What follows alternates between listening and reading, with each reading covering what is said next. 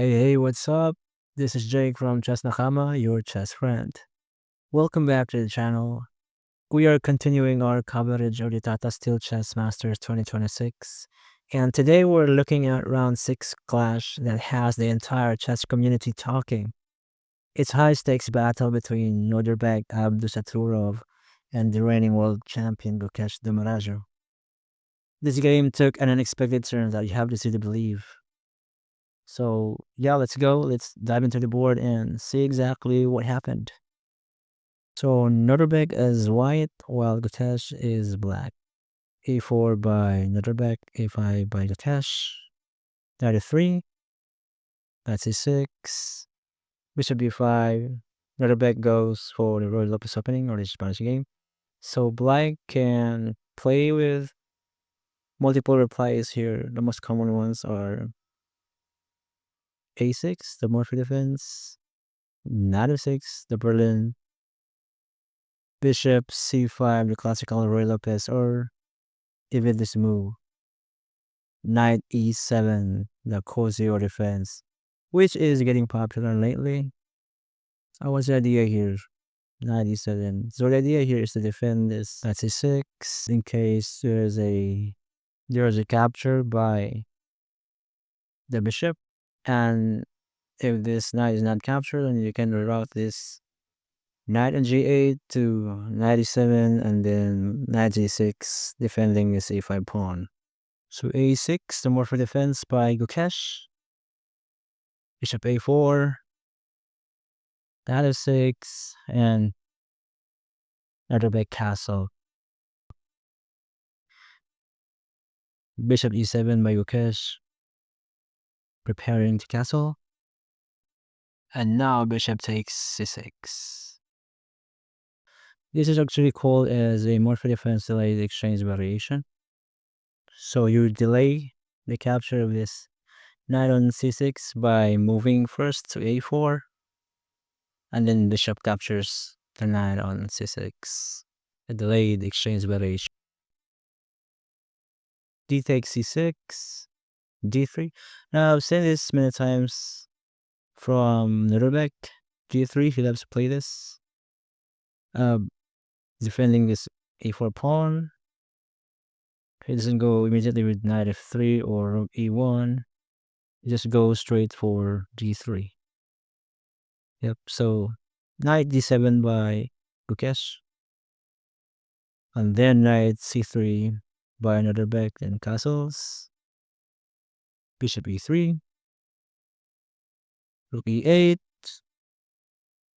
A4. Stopping the B5 push. A5 instead for Gukesh. King H1. So it's nice to slide your king to H1 if you're planning to move your F pawn to F3 or F4, so that no shenanigans check happens here later on in the game. Bishop D6 now by Gukesh, defending this pawn and opening the file for his rook. Knight E2, trying to reroute this to G3. Knight F8. Knight G3 now. C5 by Gukesh. Knight D2. So Nodirbek was planning to place his knights here on this beautiful outpost. So this outpost, by the way, for his knight is just amazing for him. It controls a lot of squares on black's territory. 96 now by Gukesh. And now 95. The knight landed on F5. Bishop F8. Gukesh didn't want to exchange his dark square bishop for this white's knight. Knight C4. Finally, both knights are in their positions. F6, connecting the pawns. Queen G4 by Nodirbek. Black's king slides over to H8. Queen G3. B6. And h4 by Nodirbek. So Nodirbek took the initiative to start the attack to the black's king. Gukesh acknowledging it goes g6, kicking this knight away. So this knight cannot really move to e3 or g3 or h4 because there are pieces there. So he moved forward to h6, saying to this bishop that if you want to take me, come and take me. I have my bishop that's defending me. So queen d7 now. I'm in queen d7 by Gukesh. Knight g4, threatening to do the capture and fork the rook and the queen. So Gukesh defends it with bishop g7. f3 now by Nodirbek. Bishop a6, trying to catch this beautiful knight on c4. With Gukesh, knight square bishop isn't really doing anything here on c1, c8 square. So he was planning to just exchange it with this beautiful knight. v3 now by Nodirbek. Rook a d8 by Gukesh. And in here, Nodirbek just sacrificed temporarily a pawn. So he's planning to take his pawn away. That's defending his square here. So Gukesh takes h5. Then knight h6 here. Planning to go back to f5. But then Gukesh saw this. He first takes the knight on c4. Bishop takes c4. B takes c4. And then bishop captures the knight on h6. Then bishop takes h6. And Gukesh goes rook g8.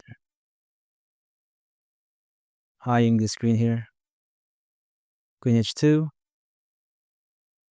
Rook g6 by Gukesh. Trying to capture this bishop. And planning to double up the rook. And attack on this file. Queen takes h5. Finally, Nodirbek captured the pawn. Now the pawn is even now. 94, this is a beautiful pose for the knight, and Nodirbek, of course, Nodirbek won't let this knight stay here forever, right? So he captured it with the bishop, and he takes f4. And here, g4 by Nodirbek, another sacrifice. Nodirbek sacrificed again a pawn, so in this position, he was kind of probably worried that this g2 pawn will be attacked by the incoming rook d g8, and defending this pawn here is kind of hard for him. So there's just a little space here to defend this pawn. So he figured maybe I can just sack this pawn and have this pawn be my defense for my king. So he did go g4. Gukesh captures it, and then g2. So now the white's king has a little more space here, and then this pawn right here, he made this like a wall that's blocking the attack from black. Anyway, so queen d4 now by Gukesh, eyeing this a1 rook, and of course controlling this diagonal in cases rook on f1 moves here or move here. There's a devastating queen f2 check. So Nodirbek had to be careful here, so he went rook a e1. King g7 for Gukesh. Gukesh defends his pawn. e5 now by Nodirbek, hoping to exchange pawns in the center, and then queen takes, queen exchange, and his rook to e5. Even though this is still an even position, but it's still, at least he's controlling this file right here. It's still playable for both sides. So Gukesh went for h6, rook h6. Queen g4 check by Nodirbek. Gukesh rook went back to g6, covering the check. And then queen e5. So here the game is still even. No one has an advantage until Gukesh made this move. Gukesh actually thought for 3 minutes. And then he went for this blunder move. The rook g5. This is just losing for black. So you see this rook in g6 here was defending the pawn. So by moving to g5, this pawn has no other defenders, only the king. And Nodirbek just simply took the f6 pawn and checked the king, and the next move will be to capture this rook here, and black is lost. So in this move, by the way, I was watching this game live, and then when Gukesh made this move, after he made that move, he realized that it was a blunder, and so he leaned back, he closed his eyes, and he touched his forehead. He was contemplating about what he just moved, a move that made him lose the game. And then Nodirbek, he was kind of shocked, but Nodirbek immediately took the pawn, immediately took advantage of the opportunity. And in this position here, Gukesh resigned in this game. So what a game. Both were playing with intention to really break through on the other side, playing equally until Gukesh made the infamous rook g5 blunder. It's really unfortunate for Gukesh, but blunders like that happen to the best of us, right? Had Gukesh won this, he could have been one of the leaders together with Sindarov heading into the rest of the tournament. Yeah, nothing you can do about it. That's just game. And for Nodirbek Abdusattorov, he now takes the solo lead in this tournament with 4.5 points. Only half a point ahead of his countryman Javokhir Sindarov, who has 4 points. So that was it. The blunder that had the chess community talking.